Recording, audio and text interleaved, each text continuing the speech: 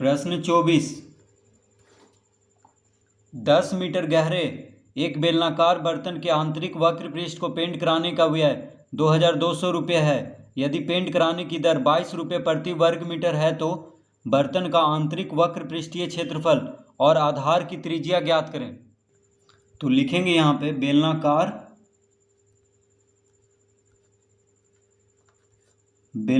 बर्तन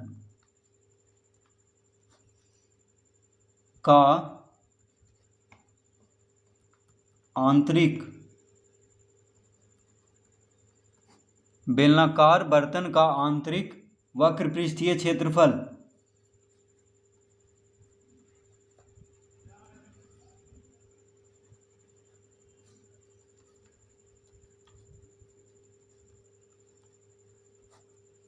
बराबर हो जाएगा।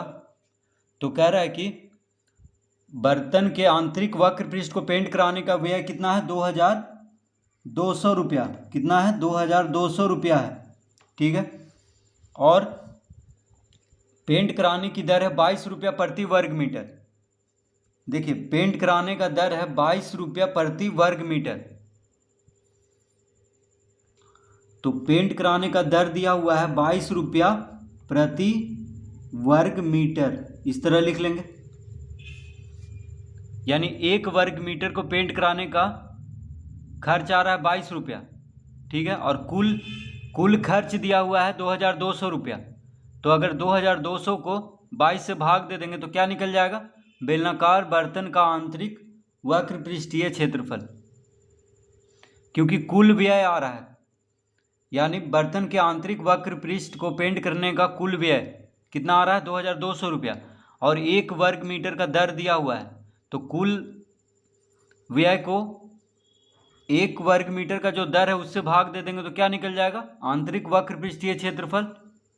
तो कितना आ गया, देखिए 22 से 2200 को भाग देंगे तो आ जाएगा 100। 2200 को 22 से भाग देंगे तो 100 आएगा, यानी 100 वर्ग मीटर आ जाएगा। तो बेलनाकार बर्तन का आंतरिक वक्र पृष्ठीय क्षेत्रफल कितना हो गया, 100 वर्ग मीटर।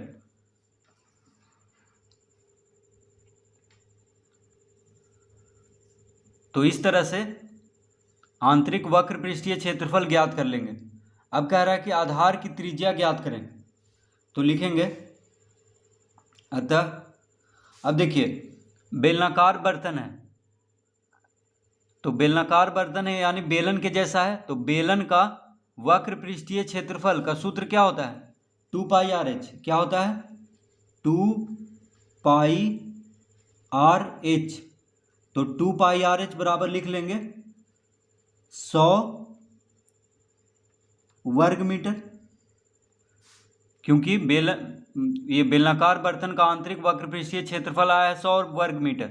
और बेलन का वक्र पृष्ठीय क्षेत्रफल का सूत्र होता है 2 पाई आर एच। तो इसके जगह पे हम 2 पाई आर एच लिख लेंगे। तो 2 पाई आर एच बराबर क्या लिख लेंगे, 100 वर्ग मीटर। तो 2 पाई का मान होता है 22/7 गुना आर तो निकालना है, यानी आधार की त्रिज्या को आर से लिखते हैं। बेलन की त्रिज्या को, यानी बेलन के आधार की त्रिज्या को आर से लिखते हैं। ठीक है, या बेलन की त्रिज्या कह सकते हैं। तो बेलन की त्रिज्या को आर से लिखते हैं, तो आर निकालना है। यहाँ पे कह रहा है आधार की त्रिज्या ज्ञात करें, तो आर निकालना है गुना एच हो गया बेलन की ऊंचाई। तो बेलन की ऊंचाई दिया हुआ है, तो बेलन की ऊंचाई या गहराई को एच से लिखते हैं। तो देखिए कह रहा है 10 मीटर गहरे एक बेलनाकार बर्तन। तो बर्तन जो है 10 मीटर गहरा है, तो एच के जगह पे क्या लिख लेंगे, 10। क्योंकि बेलन की ऊंचाई या गहराई को एच से लिखते हैं, तो एच बराबर 10 लिख लेंगे। क्योंकि बर्तन जो है 10 मीटर गहरा है, बराबर लिख लेंगे 100 वर्ग मीटर। बराबर क्या लिख लेंगे, 100 वर्ग मीटर। इस तरह लिख लेंगे।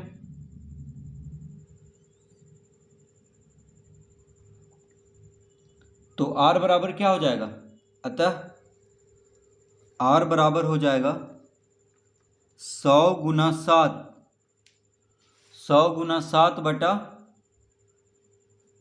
2 गुना 22 गुना 10, 2 गुना 22 गुना 10,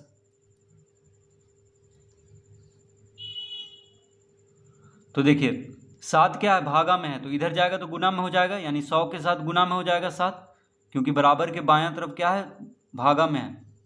और r के साथ 2 गुना 22 गुना 10 क्या है, गुना में है ये तीनों, तो 2 गुना 22 गुना 10 को जब बराबर के दाएं तरफ भेजेंगे तो भागा में हो जाएगा, क्योंकि इधर गुना में है।